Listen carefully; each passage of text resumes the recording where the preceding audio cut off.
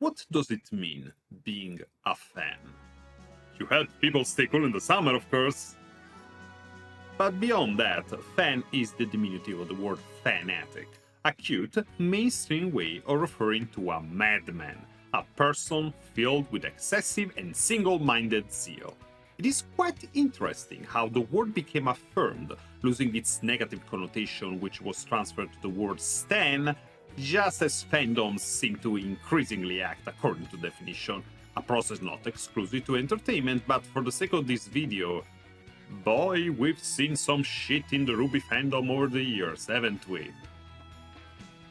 This wasn't exactly discouraged by Rooster Teeth. They were spared the side effects of it only as long as they managed to keep up the fun internet uncle persona, but that did not last. Just like the overall quality of RWBY didn't either, with its flaws being increasingly on display season after season. So, what happens when the grassroots pioneers you were a fan of become just another company? When the imperfect show you adore is bogged down by narrative blemishes and terrible loss? The only healthy thing to do after denial, anger, bargaining, and depression is to keep moving forward. Things get a bit more complicated if you're a fan creator, though, and if you're a fan creator with a fan base of your own, I think me and RWBY are going to be joined at the hip forever, lads.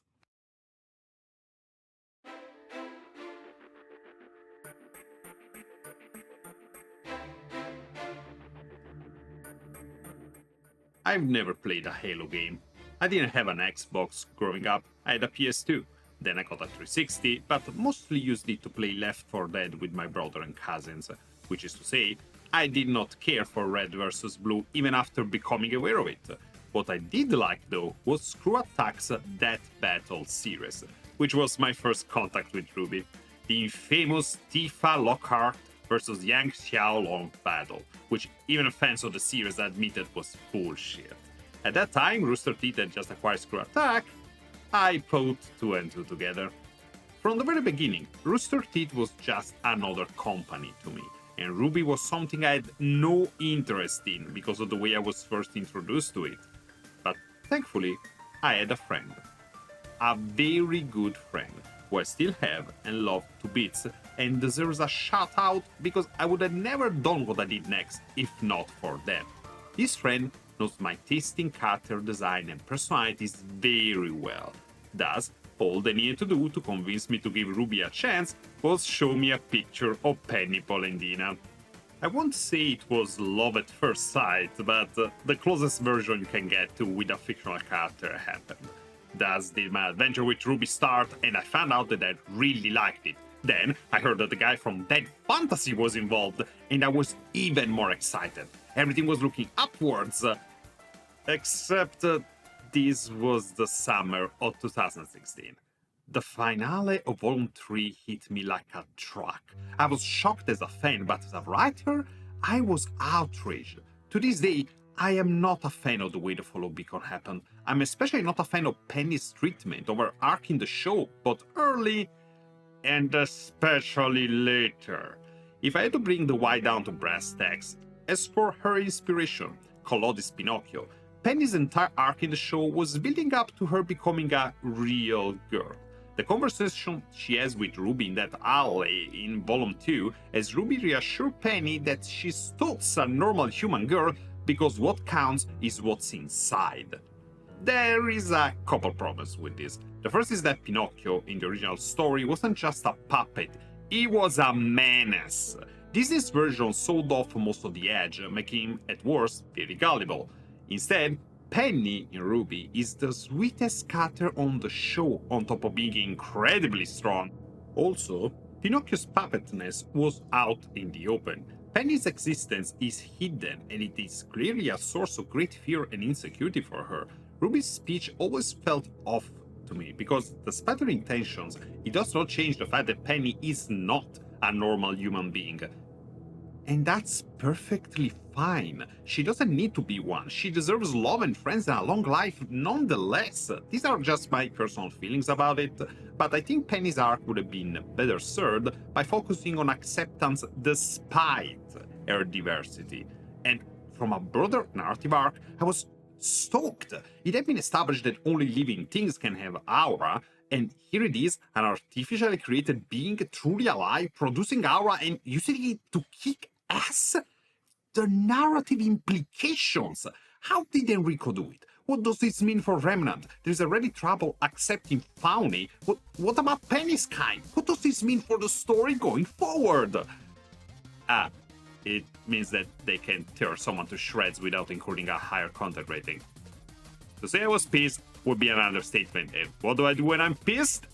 I write. Well, in that case, I role-played. I went back to my friend, and after venting, we started putting down the basis of a roleplay where Penny would get everything she deserved. A team of friends, a love interest that would accept her for what she was, continued existence. The more we played around with this, the more I liked it, and then I realized that what we had put down was good enough to base a fanfiction around it. I started planning that down when I had an idea. At the time, I'd been dabbling with RWBY, the visual novel engine. I'd been slowly learning how to use it, even trying my hand at a prototype for a horror story that went nowhere, networking with artists and commissioning them. So I thought to myself, what if? What if?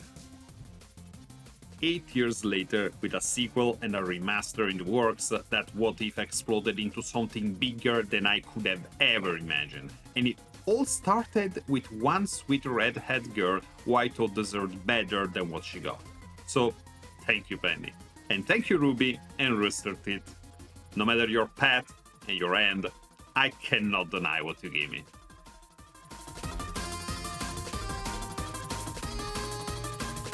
It's been so long that a lot of people probably don't know, but I did not go into making JPDE with the intention of making an alternate universe. I did want to give Penny what she deserved, yes, but past that, I wanted to stick to canon as much as possible. I intended to make a story that would be able to plausibly take place in the background of the original RWBY series without disrupting it, a kinetic visual novel kind of matter, you know? But then I also thought, what if I make it like Princess Waltz? In that game, the main character will always end up with one girl, no matter what. The branching paths are about choosing the third component of a truple. I figured, I could do that kind of story, add a little bit of a branching thing with the other RWBY girls.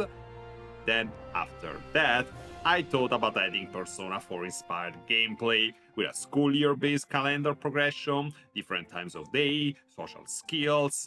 Then, of course, RWBY has so much fighting and battles, I couldn't not have a battle system. That last one was the best and worst choice I've ever made, thinking about it now. In retrospect, it was clear from the beginning that I would have never been able to stick to canon.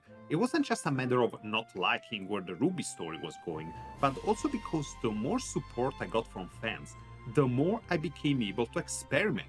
JPD is as much a story of a bunch of fictional characters as it is my story of growth as an author. You can literally see my learning curve by playing the game. You can see me getting better at writing, directing, scripting, coding, editing, pacing. The game allowed me to learn so much, perfect so many skills, and the best part is that it all happens spontaneously, by just following my gut, my personal instincts for what would make a cool addition to the story and the world that I was crafting. JPDE and the support of its fans gave me almost unparalleled freedom, within certain limits. Another thing that developing the game taught me was the lot of a producer. The more the support of the fans grew, the more artists I could connect with. The more artists I could connect with, the more things could be done, but also the more people and tasks I needed to keep track of. The more I needed to keep a close eye on the budget and allocate the resources properly.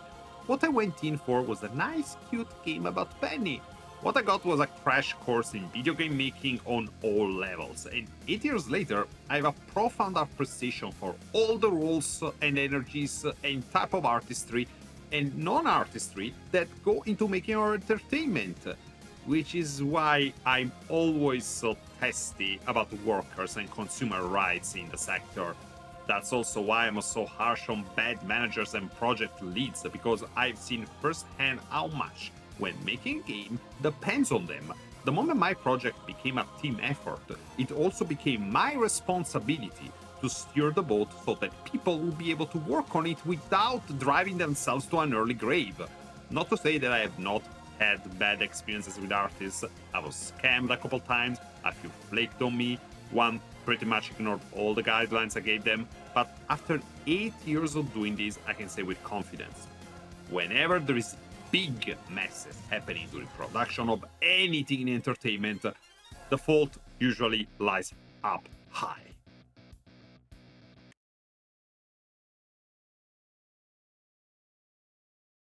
So, I got freedom, but also responsibility. Responsibility to the players to deliver the best game I could, a responsibility to my team to steer their energy and creativity towards something they could be proud of, which meant that soon enough, I started feeling the constraints of canon RWBY. Here's the thing, I think we can all agree that RWBY's world building is pretty light, and by that I don't mean that it's bad. It's not that RWBY doesn't have any lore or exposition or there, it's just that it always felt to me like the crafting of the background on things like nations, aura, history, etc., etc., etc., hinged on the needs of the plot and character arcs.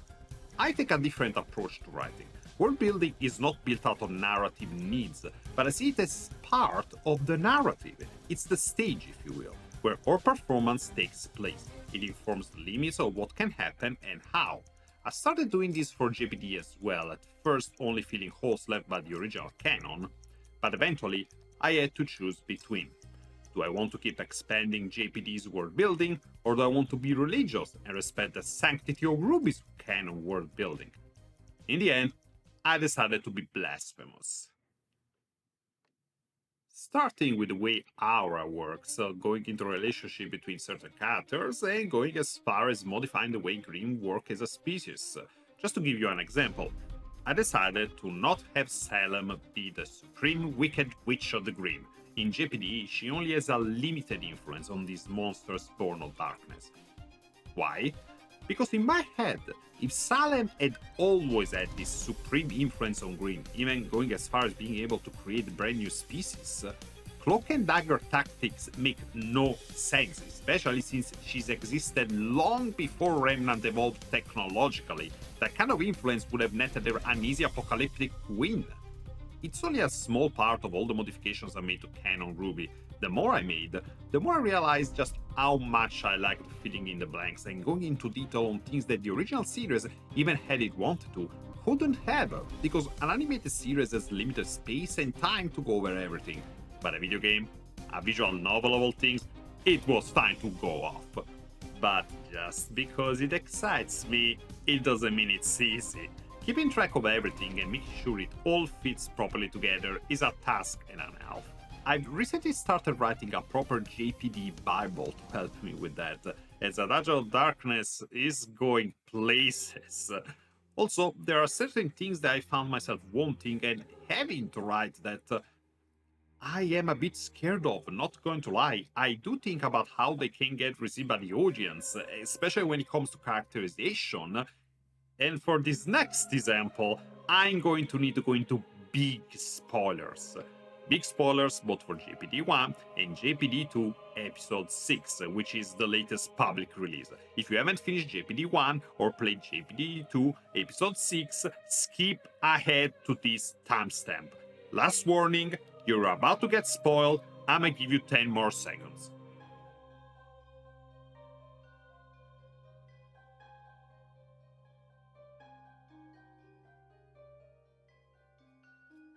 Still here?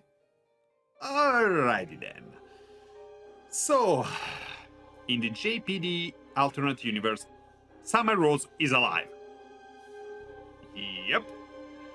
Her absence has not changed, and she has been believed dead nonetheless, but unlike in the original RWBY canon, she's not deceased. She's just somewhere doing something she can't not do. Ruby and David find this out after the events in the city of Peak. She intervenes to save them both, admonishes David, and gives Ruby a task: find Maria Calavera and get training in the powers of the Silver Eyes. Fast forward to JPDE 2, which takes place after a 3 years time skip from the fall of Beacon. Ruby Rose has done just that. She's found Maria, convinced the Grim Reaper to train her, and that's how Team JPDE finds them in Menagerie. But then it hit me. Ruby Rose found out that their mother was alive all along. She couldn't come back to her family because she was doing something really important. Yes, she most definitely would have come back to them if she could have. Yes, but still, she wasn't there.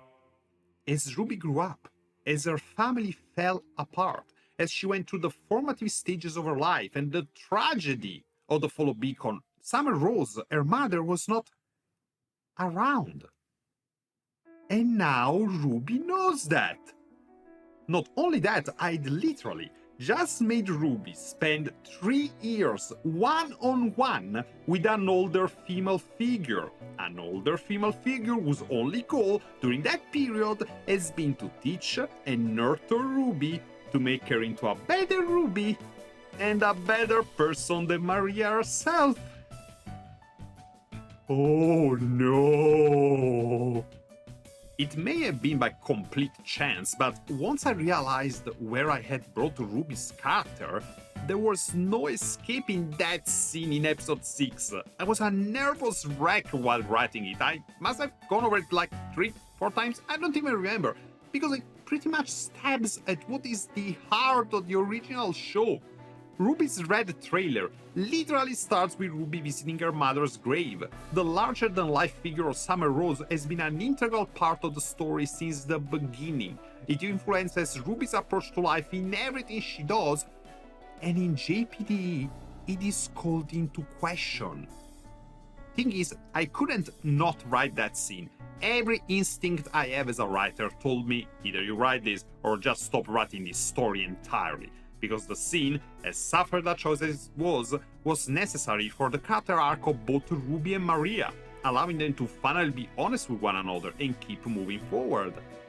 But also because if I chickened out at a scene where Ruby confronts her mommy issues, I will never survive writing about what Yang's been up to during the time skip.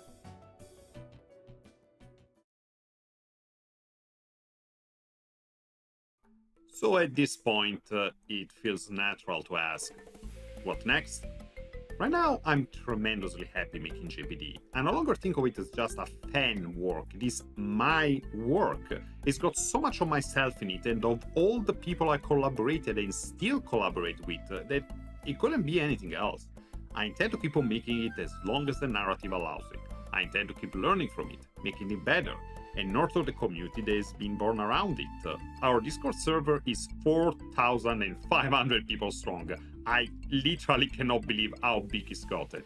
We got Twitter and the YouTube channel, and we play games. It's great. There is so many activities going on. A lot of them don't really have anything to do with Ruby. We just do it because we like it.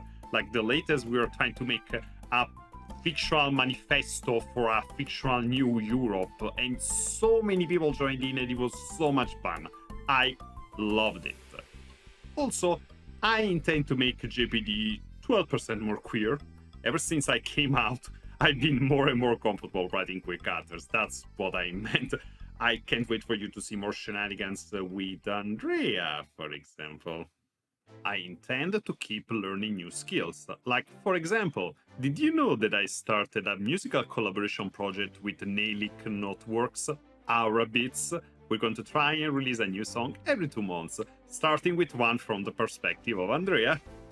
And speaking of music, I also intend to release all of JPDE's original soundtrack music on streaming services. We started with a boss battle track from JPDE 2 as an EP. Next, we're going to be releasing a full album. And finally, I intend to make my own original games. There was an attempt with Galaxia, but the feedback I got from the pilot was humbling. and very much needed. We're now reworking it into something else, and I'll try and take myself much less seriously this time. I hope to see you guys around for a long time. There's a lot of curveballs coming your way in JPDE 2, and no, I'm not going to elaborate on any of the things I hinted at in the previous section. You're just going to have to wait and see, or wait some more if you don't support the team on Patreon or Coffee. Ciao! Oh, what the hell. I guess I can give you a little tease.